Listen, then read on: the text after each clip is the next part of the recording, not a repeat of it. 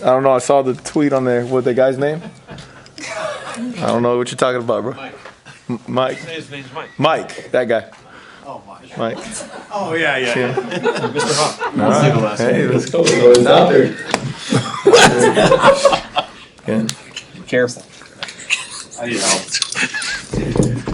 Questions? Funny. How much more do you feel like is just left for your defense to get here in this last game? A lot. You know, I mean, you got Ty, Nash, those old guys know that what this game means. So, you know, there's a sense of urgency to make sure we do things the right way. You know, it's a new feeling, right, because of what happened last week, the opportunities that have arisen. So it's just, again, part of the process, part of learning. You know, there's a lot of things going on, right, with the Thanksgiving and then playing early, the short week and all that stuff. So we're just going through the process with that.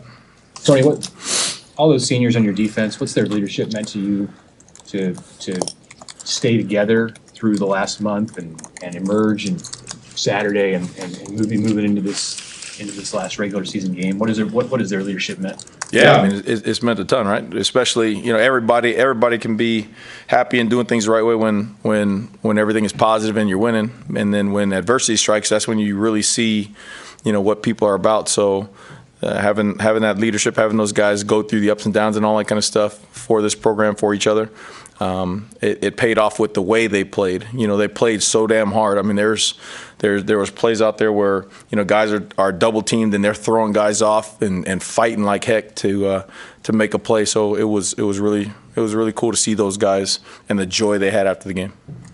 Iowa's run game's first in the Big Ten, pretty talented. How do you slow a team like that down? Oh man, they truly are. And I mean, when you go back and really watch the film, they are good at what they do. I mean, the offensive line is excellent at blocking and sifting through all that stuff, all the movements and the back. I mean, he's as elite as they come, you know, in terms of breaking tackles, staying on his tracks, got great vision, and then, you know, he can put a foot in the ground and plan any which way. So it's gonna be a great challenge, right? That's what the Big Ten's about. It's gonna be a great challenge, and we got to make sure that we tackle well, that we play with dominant contact, and get a lot of bodies around the ball. How have you seen the guys up front sort of embrace that challenge, knowing they're facing one of, if not, you know, the second best running back in the country? Yeah, you know, again, you turn on the tape and you look at the things that they're doing and practicing, and the stuff that T-Knight's having them key on and all those things. It's been a good week of preparation so far, you know, and a good week of preparation, embracing the process gives you a chance to go out there and play well. You know what I mean? So right now, just looking schematically at some things, making sure we have our numbers correct, and then getting them emotionally ready to play the game. They'll be geeked up to play. I mean, they understand, especially those old guys. The young guys, they kind of don't know. We told them last week what it was going to be about, and they felt it out there on the field. You could tell, like, that was like, hey, look, they don't like us, we don't like them. You kick it up a notch for this game, right? Like, so they understand. Those old guys understand, and the young guys, they're starting to feel like how serious this game and what it means to Nebraska. A guy who could play a fourth game this Friday. Yeah, possibly. You know, I mean, he's a big, strong guy. You know, so we're just, again, going through the process, seeing if he's ready. It's hard to take 4, 5, 6 games off and then just go back in there and play, right? So you got to have your wits about you and stuff like that. So we'll see if he's available. How do you feel like Blye Hill did, you know, basically his first game with you? Yeah, I mean, those when guys go out there like that, you got to give them a chance, right? You can't just, you know, they're going to make their plays and they're going to make their mistakes. I mean, you can't just throw them away like that. That's a great learning moment for him. You know, he's going to be a really good football player for a long time. And I remember some of the best defensive backs that I got a chance to coach, you know, early on in their career, playing-wise, they gave up a lot of plays, you know what I mean? And then they just learn through experience, through training, you know, being in the moment. They learn in those moments, and they become some of the best on the planet. So he'll be that way. You know, it was good to see him run around, good to see him not worry about, you know, his hamstrings or his knees or anything like that. So now it's just a matter of him game speed and all that kind of stuff. We've asked you a lot about Ceyair Wright, but I guess he was sick Saturday. What do you think, just, you know, fighting through that? Tough as nails. I mean, he was sick. A lot of guys were like that. You know, a lot of guys had missed some practice. And like Keith, you could see it that they were fighting like heck, man. Like on the sideline, you could just see that they were just drained, and all of a sudden they're running back on the field and making plays. You know what I mean? So that's something that's Nebraska. That's the culture, and that's testament to those guys' willpower, because they were truly feeling under the weather, and they went out there and played for their teammates. So it was good to see. Is it largely over now? I mean, is there still any lingering sickness?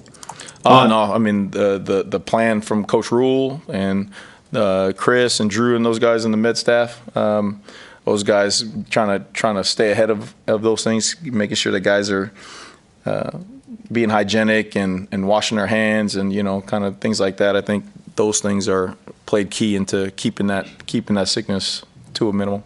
How'd you feel the tackling looked on Saturday against Wisconsin? I thought it was okay. I thought in spurts it was good, and then there's a couple of times where guys got out where we had the ball tackled for 1 or 2, and it gets 5 and 6 and stuff like that. Again, whether that's population of bodies around the ball, or whether that's guys not in a great position, not leveraging the ball, something like that. Again, things to work on. But it was again, different combinations of guys. Different coverages, different combinations of guys. So that's stuff that we're gonna have to keep on working through. So. You have to watch for most with Caleb Johnson in that area, as far as just making sure you get him to the ground. What does he do well? Yeah, he breaks tackles. Like he does not go down just by lowering the shoulder and all that kind of stuff. He does a great job. His center of gravity is low, and it doesn't look like he's running very hard, but you cannot tackle him. I mean, Minnesota a year before gives up, 11 yards rushing to these guys, and then this year they get 200 yards rushing, and you watch a play and they run a defense and he hits an outside zone, and they got 3 or 4 guys in the hole. They got 3 or 4 guys in the hole, and the guy still breaks for 30 or 40 yards. So he is truly an elite back, and it's going to be a great challenge to guys, to make sure that they wrap up, grab cloth, run their feet, and get bodies in pursuit around them. Iowa doesn't throw the ball up. What do those tight ends give them wrinkle in the passing game? Yeah, I mean they don't throw the ball a lot because they almost don't have to, right? I mean they eat up time of possession and all that kind of stuff. So, but they are elite at their boot and naked game. They get you going one way, flowing, and you get too many bodies over there, and now all of a sudden they're throwing their bootleg game to those tight ends who are really skilled. You look at them on third down, and they're throwing the ball to those tight ends. So it's going to be a challenge man to man, right, against our safeties and our linebackers to cover them up. And then in zones, that's the cat and mouse game, right? Like if you don't get enough bodies to the run and to the stretch, then they're going to gash you. But if you get too crazy and you over pursue, now they got you on all the bootlegs and stuff like that they do. So really, really highly efficient offense. How do you prepare for the quarterback position they've made a couple changes and still been able to kind of keep some continuity? Yeah, it's system, right? I mean, it's like with the last couple of weeks, we've been seeing quarterback changes and all this kind of stuff, who's playing, who's not. And the one thing that is a little different here is that those systems where the quarterbacks were changing were a little bit more like 50-50 to passing offenses, and they relied on the run game. Iowa's going to run the ball. They are going to run the ball, especially if you let them. And so, the quarterbacks are doing a good job of managing the quarterbacks in their situations, but we got to make sure that we take care of the run game first. You saw Elijah and Ty on the field. Yeah, I see them practicing. I don't know what plays they're running, but I'm just waiting to see if they ever get the ball. Because they all think that they can score touchdowns and do all this kind of stuff. T Knight has them catching balls before in the pre-practice drills and stuff, and the first thing they want to do is go over there and say, "Hand me the ball." But I saw the replay of Ty hitting, I think, their outside linebacker on the goal line there, and he didn't get up. He did not get up. So that's kind of old vintage, like, hey, we're running the ball. We know you know that you're running the ball. And so, like, it's man on man. So it is awesome to see those guys get over there and play both ways. So it's cool. How much do you enjoy just being part of a big Thanksgiving weekend type of game, trophy on the line, all that stuff? Yeah, this is college football, right? I mean, Black Friday, Thanksgiving, national TV. You got a rivalry that's one of the best in college football. Like, this is college football, and this is why you come to Nebraska. This is why you play in the Big Ten. Like, this is truly historic. So I'm gonna soak it up. I might have some gloves on, but I'm gonna soak it up. So. Tony, just what was Saturday like for you? You mentioned the different feeling this week, just getting a chance to see the guys and getting that 6th win. Yeah, it's pure joy. Like there was like an eruption after the game. You know, I mean, it was kind of crazy because there was a calmness, right?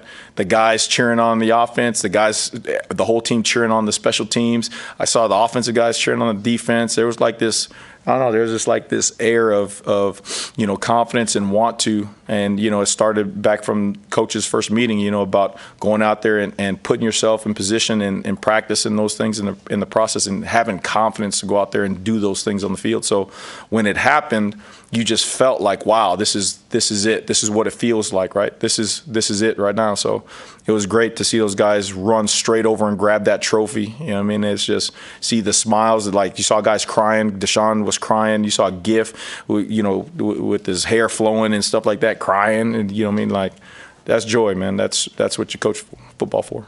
Thank you. Thank you. Thank you.